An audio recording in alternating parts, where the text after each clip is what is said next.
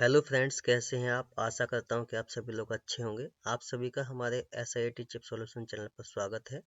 आज हम आपके लिए लेके आए हैं EMMC ट्रेनिंग का लेसन 2, जिसमें हम आपको बताने वाले हैं कि जब भी हम कोई भी प्रोग्रामिंग बॉक्स परचेज करते हैं, चाहे वो UEFI बॉक्स हो या EGJTEC बॉक्स हो या फिर NU प्रोग E2 बॉक्स हो या फिर मेडूसा बॉक्स हो, तो इनके साथ में कुछ सॉकेट आते हैं।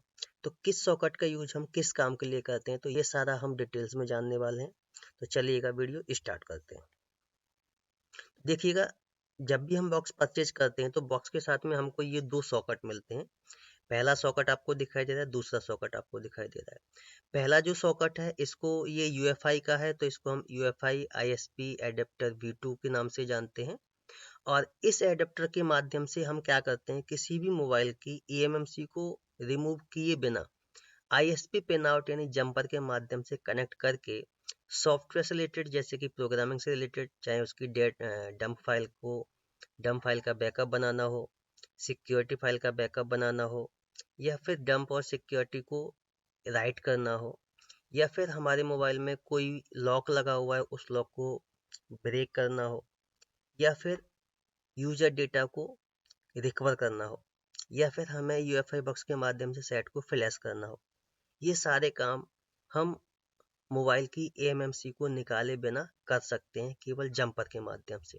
तो यदि हम ISP एडेप्टर V2 से किसी भी मोबाइल को ISP जंपर के माध्यम से कनेक्ट करेंगे, तो हमको ये 6 जंपर बोर्ड से लेकर इस ISP एडेप्टर V2 पर कनेक्ट करना होगा। वो 6 जंपर जो कहलाएंगे, वो एक डेटा जीरो के नाम से होगा, एक CMD के नाम से होगा, एक क्लॉक के नाम से होगा, और एक होगा आपके ग्राउंड के नाम से, और VCCQ और VCC। यदि आप अपने मोबाइल को चार्जर से कनेक्ट करते हो तो फिर आपको केवल ये 3 से 4 जंपर करने होंगे और आपका मोबाइल इस ISP एडेप्टर V2 के माध्यम से कनेक्ट हो जाएगा। इसमें क्या होता है, यदि आप अपने मोबाइल को अनलॉक कर रहे हो या फिर फ्लैश कर रहे हो, तो नॉर्मली जब हम किसी भी ऑफिशियल टूल्स या थर्ड पार्टी टूल से सेट को अनलॉक या फ्लैश करते हैं, तो हमको उसको बूट मोड में यानी डाउनलोड मोड में ले जाना होता है। डाउनलोड मोड के लिए हम क्या करते हैं, अगर हमारे मोबाइल में मीडियाटेक चिपसेट होता है तो हम उसकी वॉल्यूम अप डाउन से उसको डाउनलोड मोड में यानी उसको बूट कराते हैं। और यदि कॉलकॉम का है तो हम उसके EDL पॉइंट को शॉर्ट करके बूट कराते हैं या फिर वॉल्यूम अप डाउन का यूज करते हैं। लेकिन इसमें क्या है, ये जो हमारा ISP एडेप्टर V2 होता है, इसमें कुछ रजिस्टर लगे होते हैं। तो इस रजिस्टर के माध्यम से क्या होता है, ऑटोमेटिक वो डाउनलोड मोड में चला जाता है और जो भी आप सॉफ्टवेयर से संबंधित काम करना चाहते हो वो हो जाता है। और यदि आप अपने मोबाइल के डेटा को रिकवर करना चाहते हो, कोई भी मोबाइल है आपके पास, चाहे उसमें आपका 20 GB डेटा हो या फिर 30 GB डेटा हो या 60 GB डेटा हो या फिर 100 GB डेटा हो, तो यूजर क्या है, आज की डेटा में मोस्टली, आज की डेट में मोस्टली यूजर का सबसे ज़्यादा डेटा मोबाइल की स्टोरेज में रहता है। तो यदि मोबाइल कहीं डेड हो जाता है तो उसमें डेटा 100 GB या 50 GB हो सकता है, जो काफ़ी होता है। तो यदि उस मोबाइल से आप डेटा को रिकवर करोगे, और रिकवर करने के लिए यदि आप इस ISP एडेप्टर V2 का यूज करोगे जंपर के माध्यम से, तो क्या होगा, डेटा की स्पीड बहुत कम होगी, बहुत टाइम लग जाएगा। तो उस यूजर डेटा को डेड सेट से निकालने के लिए हम इस टूल का यूज करते हैं, और इस टूल को हम जानते हैं ISP लाइट टूल के नाम से। ये ISP लाइट टूल क्या करता है, ये जो आपका ISP एडेप्टर V2 टूल है, इसके 10 गुना स्पीड ये देता है। तो इस टूल के माध्यम से आप डेटा को बहुत फास्ट स्पीड में रिकवर कर सकते हो।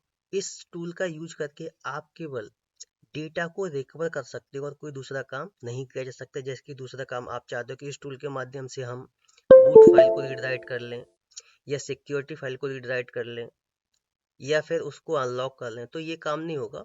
क्योंकि जब इस टूल के माध्यम से आप अपने मोबाइल को कनेक्ट करोगे, तो उस समय क्या होगा, आपके मोबाइल का केवल यूजर एरिया ही शो होगा, बाकी सभी एरिया हिडन हो जाएंगे। तो इस ISP लाइट टूल का यूज केवल डेटा को रिकवर करने के लिए किया जाता है। इसके बाद जब हम बॉक्स लेते तो उसके साथ में एक UEFI सॉकेट भी आता है। एक नहीं, दो UEFI सॉकेट आते हैं, और इस UEFI सॉकेट का हम यूज करते हैं प्रोग्रामिंग करने के लिए।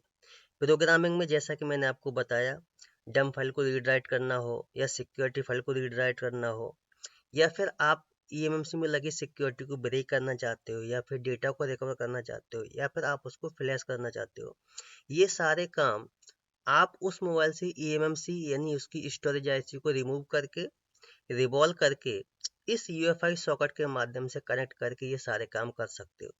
ये जो हमारा यूएफआई सॉकेट होता है, जब भी हम बॉक्स लेते हैं तो उसके साथ में इस टाइप के 2 यूएफआई सॉकेट आते हैं, और ये दोनों यूएफआई सॉकेट सपोर्ट करते हैं ईएमएमसी को। और ये किस किस ईएमएमसी को सपोर्ट करते हैं तो मैं आपको बता देता हूँ। BGA 153, BGA 221, BGA 169 और BGA 162 और BGA 254 को ये ईएमएमसी सॉकेट सपोर्ट करते हैं, और सभी मोबाइलों में ईएमएमसी यही आपको मिलेगी। इसके अलावा अभी जो नए स्मार्टफोन आने लगे, इनमें ईएमसी की जगह पर अब यूएफएसआईसी आ गई। अभी जो स्मार्टफोन आ रहे हैं उनमें अब ईएमसी की जगह पर यूएफएसआईसी लग के आने लगी है। तो यदि यूएफएसआईसी उसमें लग के आएगी तो यूएफएसआईसी आपके ईएमसी सॉकेट पे काम नहीं करेगी, क्योंकि ये जो ईएमसी सॉकेट होता है ये यूएफएस को सपोर्ट नहीं करता है। तो इसके लिए अभी इस कंपनी ने क्या किया है, यूएफएसआईसी के लिए एक यूएफएस सॉकेट निकाला हुआ है। जो यूएफएस सॉकेट आता है आपका, वो इस प्रकार का आता है। इस यूएफएस सॉकेट के माध्यम से आप यूएफएसआईसी को प्रोग्राम कर सकते हो।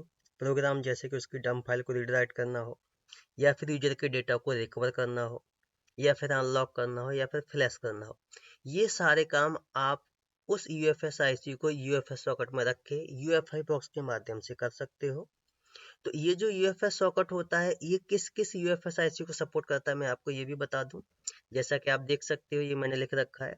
यदि आपके पास यूएफएस BGA 153 है तो आप इस सॉकेट के माध्यम से काम कर सकते हो, या फिर यूएफएस BGA 254 है तो आप इस सॉकेट के माध्यम से काम कर सकते हो, और UFS BGA 95 है, उसको भी आप इस सॉकेट के माध्यम से UFI बॉक्स के माध्यम से प्रोग्रामिंग कर सकते हो।